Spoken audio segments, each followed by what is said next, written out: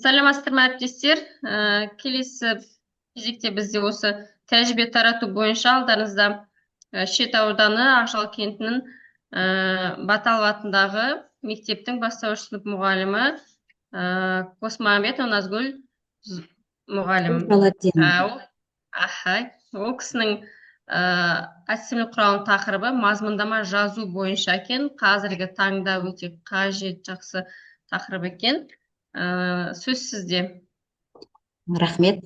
Қайырлы күн, құрметті әріптестер.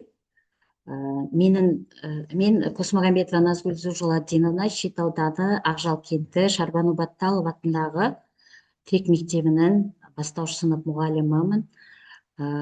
Педагог зерттеуші. Менің жаңа сөзіңіз айтқандай, қазіргі таңда өзекті тақырыптың бірі мазмұндама жазу.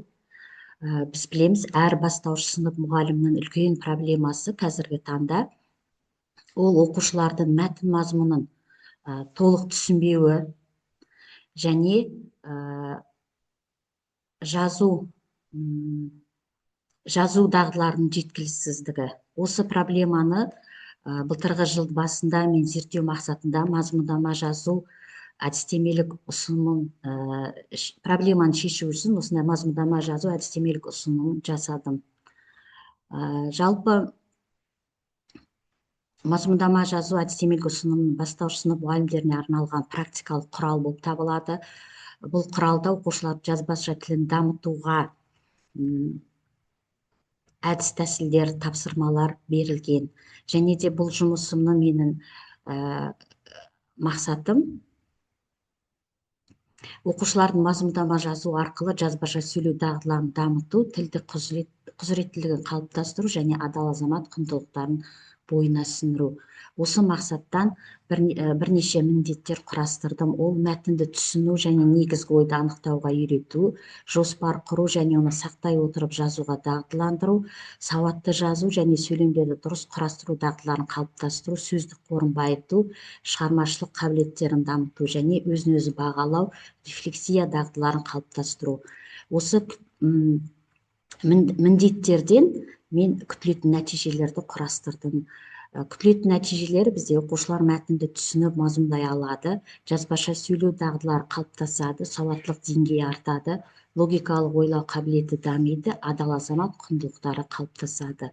Енді былтырғы оқу жылында мен апробация өткіздім. Жылдың басындағы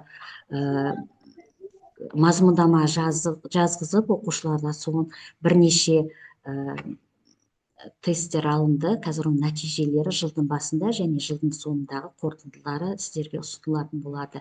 Енді бұл жұмыстың ерекшелігі мазмұндама жазуды оқыту мен тәрбиені ұштастыра отырып, адал азамат құндылықтарын кіріктіруінде, сонымен қатар құрал мұғалімдерге арналған практикалық бағыттағы қолдануға ыңғайлы және жүйеленген әдістемелік материалдар жиынтығы болып табылады. Әдістемелік құралда сіздер жалпы мазмұндаманы қалай жазу керек, соған әдістемелік нұсқау беріледі. Міндетті түрде мазмұндама жазу арқылы жүзеге асыратын мәтінді мұқият оқушы тыңдайды, немесе өзі оқиды, мәтін мазмұнын талдайды, негізгі ойды анықтайды, жоспар құрады. Содан кейін барып, осындай біраз ауқымды жұмыстар өткізілгеннен кейін оны жоспар құрып, мазмұндаманы жазып, өзара тексеріп, мұғалім арқылы түзету жұмыстар жүргізіледі. Бұл жерде ескеретін жағдай әрине ол жас ерекшеліктері. Оқушылардың екінші сыныптан басталады мазмұндама жазу. Жұмысты жеңілден күрделіге қарай ұйымдастырғанымыз абзал. Екінші сыныпта қысқа әрі жеңіл мәтіндер қолданса, ауызша мазмұндауға көңіл бөлінсе, үшінші сыныптарда мәтін көлемі ұлғаяды, оқушылар өз бетінше жоспар құрып, жазбаша мазмұндамаларды жазады.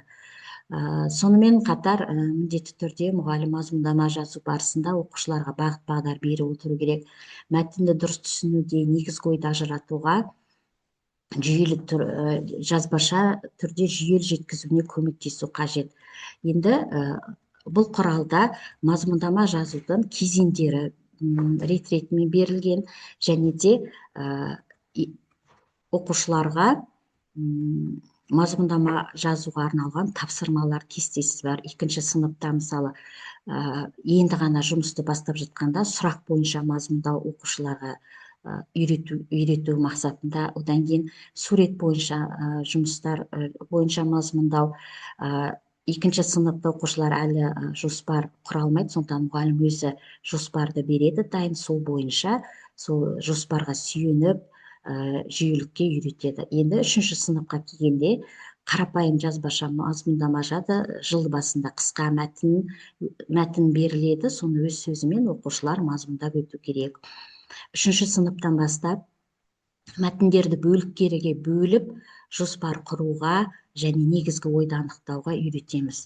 Содан кейін үшінші сыныпта мәтіннің бірінші бөлімі беріледі де, ары қарай оқушыларға ойды жалғастыр, мәтінді аяқта деген тапсырма беріледі. Енді төртінші сынып бізде кішкене күрделі кетеді. Бұл жерде мәтін толық әрі жүйелі жазылу керек. Бұл жерде жазбаша тілі дамиды оқушылардың. Бұл жерде кішкене күрделі мәтіндер береміз. Оқушылар өз бетімен жоспар құру керек, және де шығармашылық мазмұндама беруге болады.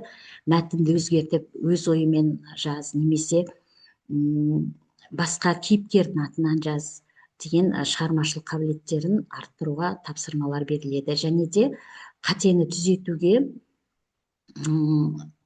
тапсырмалар беріледі. Ол сауаттылықты біз арттырамыз осы тапсырмалар арқылы.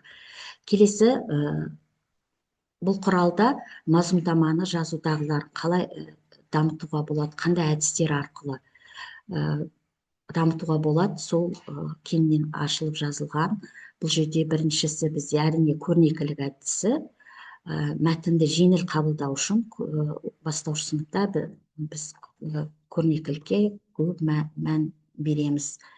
Суреттер, тірек сызбалар, кластер, кесте арқылы. Екінші, үшінші сыныпта да бұл әдіс өте тиімді. Сұрақ-жауап әдісі енді күнделікті сабақта біз қолданамыз. Содан кейін жоспар құру әдісі, бұл бір үлкен ауқымды тақырып. Бұған ерекше көңіл бөлу керек. Мұғаліммен алдымен дайын жоспар ұсынады, кейін оқушылар өз бетімен жоспар құруға үйретеді. Мәтінді бөлікке бөлу, ойды жүйелі жеткізуге дағдыланады. Және де осы жұмыстарды топтық жұмыста, жекеше жұмыста, содан кейін жұптық жұмыста қолданамыз.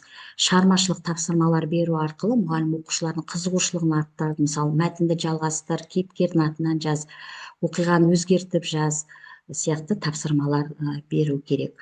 Сонымен қатар мынандай әдістер беруге болады. Тірек сөздер әдісі, кластер әдісі, инсерт әдісі, рефлексия әдісі және диктант элементтерімен жұмыс.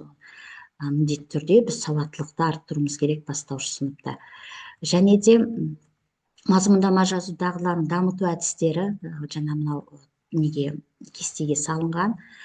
Осы құралды егер де мұғалім алып қолданам десе, барлығы мұғалім үшін өте тиімді жазылған. Жұмысты алып бірден бастап кетуге болады осы әдіс құрал арқылы. Және де бастауыш сынып оқушылар енді ғана мектеп табалдырығын аттаған. Бірінші сыныпта біз әріпті үйретсек, диктант жазуды үйретсек, екінші сыныптан бастап мазмұндама жазуды үйретеміз. Сөйлемді дұрыс құрау, сөйлемнен мәтін кетеді, абзац құру, барлығы осы біздің мойнымызда бір үлкен жүк деп те айтуға болады. Сол кезде мазмұндама жазу барысында көптеген қателер кездеседі, және оны қалай болдырмауға болатын да кесте түрінде жазылған. Мысалы, қараңыздар, көп жиі кездесетін қателер, ол мәтінді оқушы толық түсінбейді. Сол кезде мұғалім қандай әрекет ету керек? Ол мұғалім бірнеше рет оқып сұрақ қою керек. Сол кезде оқушының түсіну деңгейі артады. Негізгі ойды анықтай алмау, бұл жерде басты себеп талдау дағдысының жеткіліксіздігі. Мұғалім бұл жерде жетекші сұрақтар қою керек, тірек сөздер беру керек. Сол кезде негізгі ойды ажыратады. Жалпы негізі бастауыш сыныпта барлығымыз әдебиеттік оқуда мәтіндерді оқып жүрміз, қазақ тілден мәтіндерді оқып жүрміз. Бастауыш сыныпта негізгі ойды соңғы бөлімде, соңғы сөйлемдерде берілетін, соны ескере жүруіміз керек. Және де жоспарсыз жазу, жоспар құруды міндетті түрде үйретуіміз керек.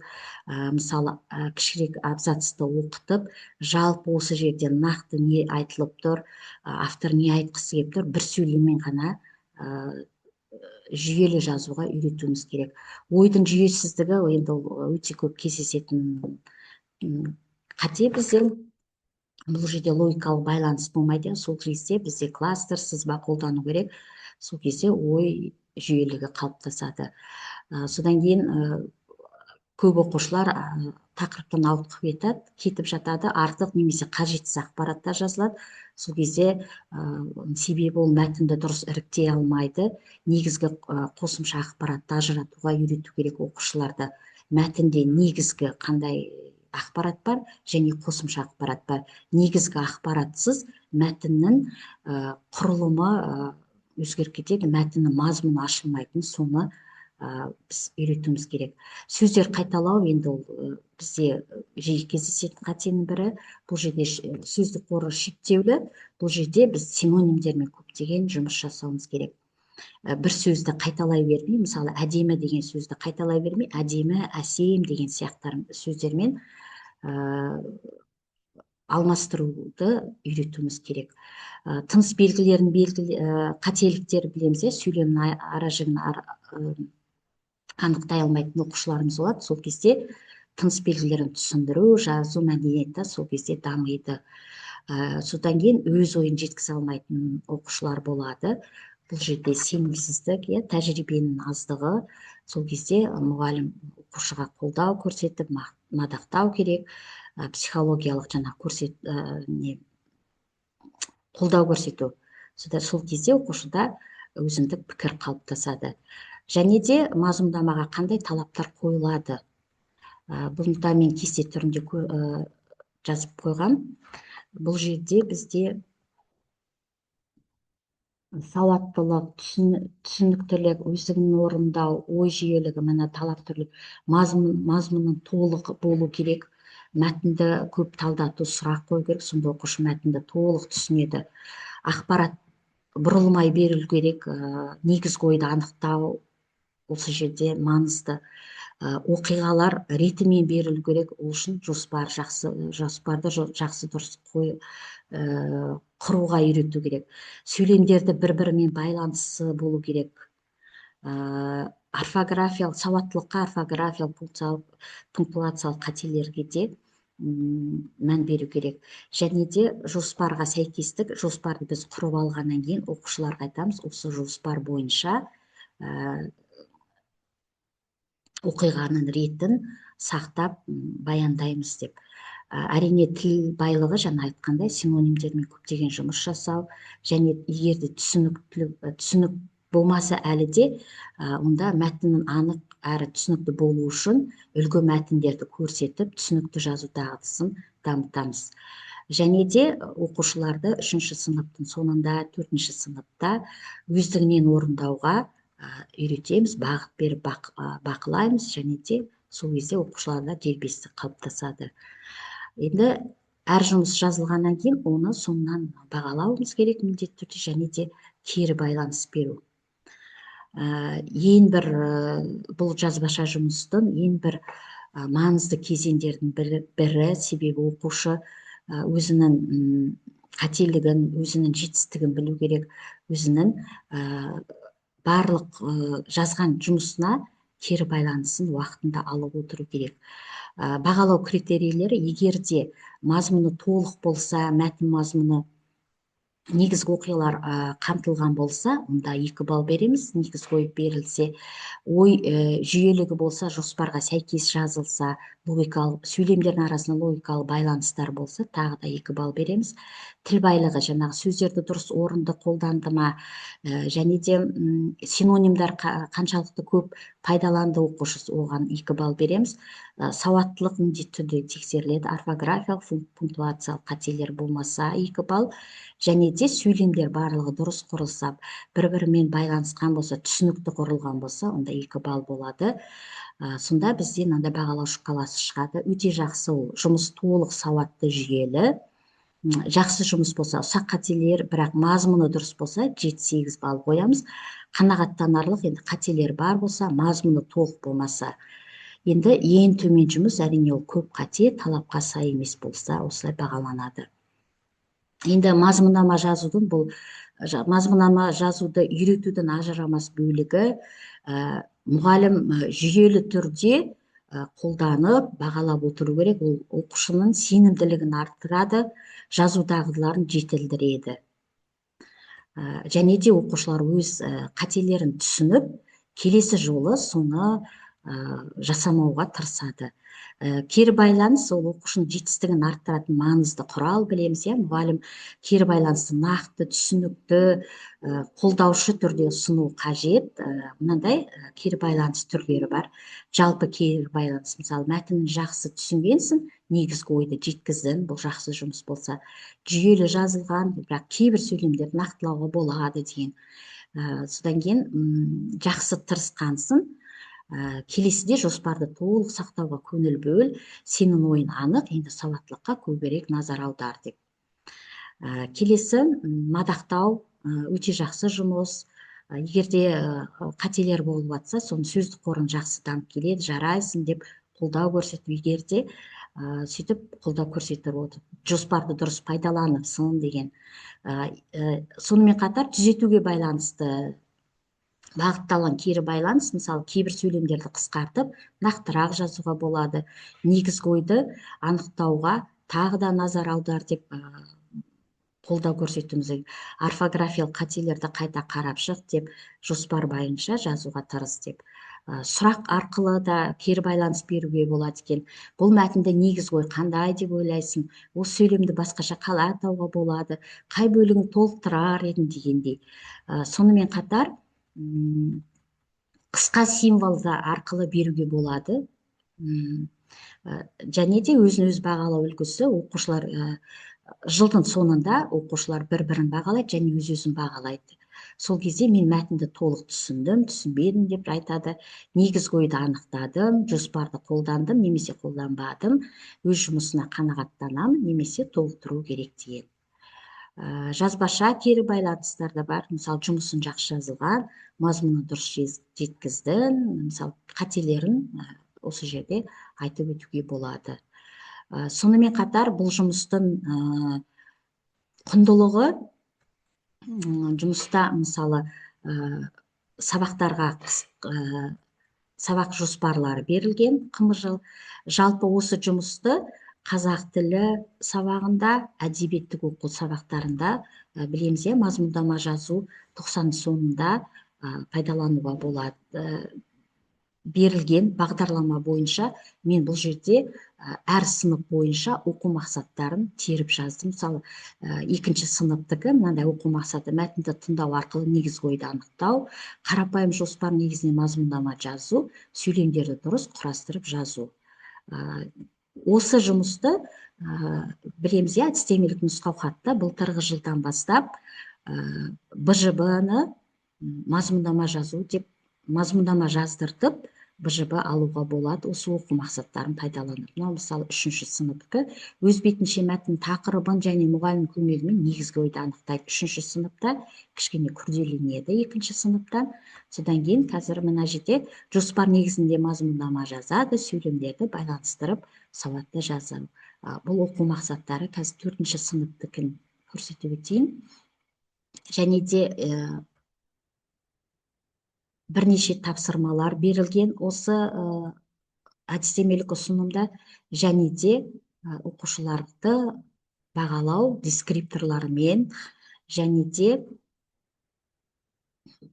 деңгейлік тапсырмаларда осы ұсынымда қарастырылған. Мысалы, мұны қараңыздар, бұл тапсырмалар жүйесі. Осыны мен жұмысымызда өз сабақта қалай қолдандым, соны қазір практикалық бөлімде көрсетем. Синквейн құрастырып, қысқаша мәтін негізінде синквейн арқылы мазмұндама жазуға болады екен. қараңыздар, мына жерде деңгейлік тапсырмаларға да көңіл бөлдім. Мысалы, бірінші деңгей қолдауды қажет ететін оқушылар, олар негізгі тақырыбын таңдайды, құстарды сипаттайтын екі сөзді белгілейді және екі етістікті тауып жазады, мұғалім көмегімен бір сөйлем құрастырады. Ал жоғары деңгей оқушылар осы мәтінді негізгі ойды бір сөйлеммен анықтайды, синквенді толық әрі өз бетінше жазады, құстарды қорғау туралы өз ойын қосып, қорытынды сөзін мәнді етіп тапсырады. Және де осы жұмысқа дескрипторлары да қарастырылған. Бірнеше тапсырма түрлері бар. Тірек сөздермен танысу, оларды қолдану. Және де қазіргі білеміз, біз сурет бойынша мазмұндаманы қалай жазу керек, соның барлығы осы жерде анық ашық жазылған. Әр мұғалім алып, өз жұмысында, күнделікті сабағында қолдануға қолайлы, ыңғайлы жұмыс деп есептеймін. Және де бұл жерде мәтіндер жинағы жазылған, ұлттық құндылыққа бағытталған мәтіндер, сіздер жан-жақтан іздемейсіздер, барлығы бір жерде жинақталып тұр. Және де қазіргі біз білеміз,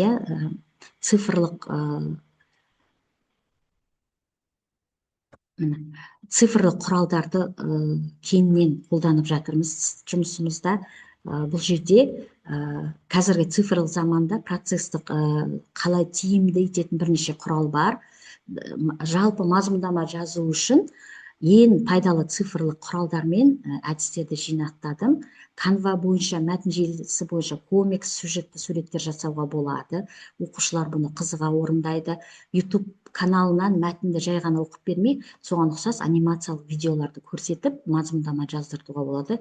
Learning Apps-та, мысалы, мәтінге сәйкес сөзді тап, оқиға ретін анықта деген интерактивті ойындар жасауға болады. Жазу барысында қажет болатын сөздік қорды дайындайды. Және де барлығымыз кеңінен қолданатын Wordwall тірек сөздерден мәтін мазмұнын құрастырып жазуға болады. Және де мен сіздерді қазір өзімнің сабағымда қолданып жүрген практикалық жұмыстарымен таныстырып өтейін. Мысалы, бізде сурет бойынша мазмұндама жазу. Бұл жерде оқиға ретін оқушы бірінші анықтайды, содан кейін оны мазмұндап барып жазады. Егер де жалпы мәтінді толық мазмұндау үшін алдында мәтінмен жұмыс жүйелі, сапалы жұмыс жүргізілу керек. Мысалы, бірден мәтінді оқымай, осындай жұмыстар берсе, оқушылар жақсы түсініп кетеді. Мына жерде оқиға ретін анықтайды, содан кейін оны мазмұндайды, ауызша содан кейін барып жазады. Келесі жұмыс.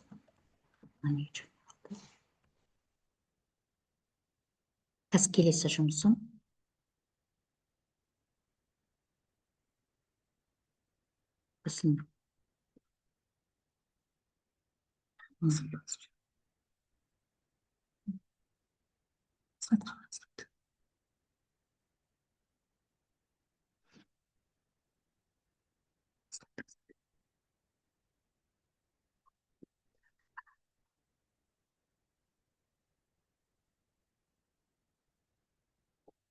Слайдым қайда?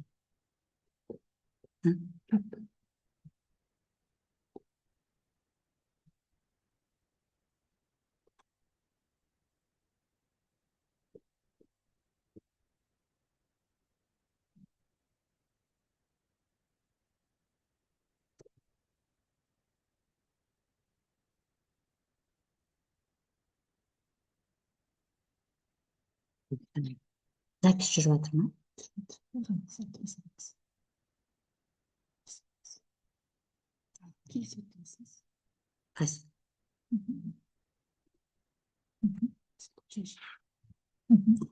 Келесі тапсырма бізде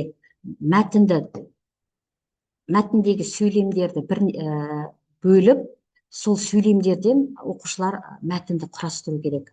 Бұнда оқушылар өте қызыға орындайды. Мәтіннің мазмұнын егер оқушылар өздері құрастырып, өздері түсініп алса, жазуы өте оңай болады. Келесі тірек сөздер арқылы, бірінші мына жерде оқушылар бізде тірек сөздерді өздері табады, сол бойынша мазмұндап жазады. Екінші, мына Wordwall арқылы тірек сөздерді тауып, сол арқылы мазмұндаманы өздері құрастырады, мәтінді өздері құрастырады. Келесі, бірінші оқушылар синквейн құрастырады, сол синквейн арқылы мынандай мазмұндама жазады. Өте қызықты әдіс болды. Келесі, барлығымыз білеміз, комикс арқылы мәтінді оқымай тұрып, бірінші оқып аламыз, мәтінді мазмұндаймыз, содан кейін комикс арқылы жаңағы суреттерге, әрбір суретке сөйлемдерді жазып, мәтін мазмұнын толық мазмұндап шығу. Келесі, оқушыларға топтық жұмыста бұл мәтінді бердім, арасына артық сөйлемдер жазып қойдым. Бұл жерде оқушылардан міндетті түрде сұрау керек, мәтінді оқып шығады, қай сөйлем бұл жерде артық, неге деп ойлайсың? Себебі бұл жерде мәтінде қонақжайлық туралы айтылған, қонақтар келген туралы айтылған, ал сабақта есеп шығардық деген бұл мәтінге сәйкес келмейді мазмұны жағынан. Сонымен қатар сіздерге бір жұмысты көрсеткім келіп тұр. Мынау жылдың басында жазылған жұмыс. Бұл жерде оқиға ретімен жазылған, қарапайым сөйлемдер құралған, сөздерді дұрыс жазған және негізгі ойды анықтаған оқушы. Жалпы менің жұмысым осы. Бұл жұмысты енді неге мен осы жұмысты сіздерге ұсынып отырмын? Міндетті түрде оқушылармен оқуға дейінгі кезең өту керек. Екінші, мәтінді талдауға бірге жүргізу керек. Жоспар міндетті түрде құрылу керек.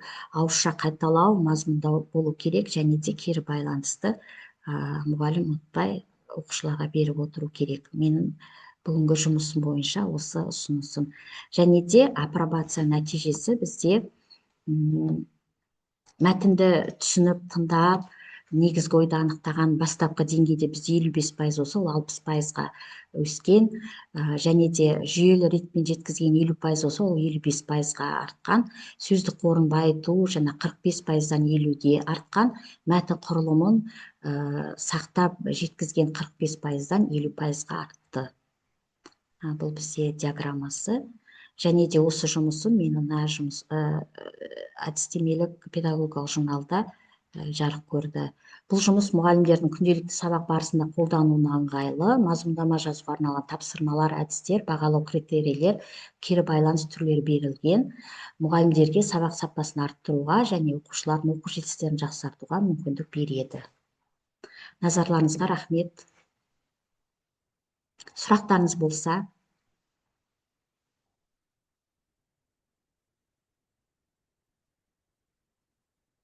Әріптестер, кері байланысқа шығайық.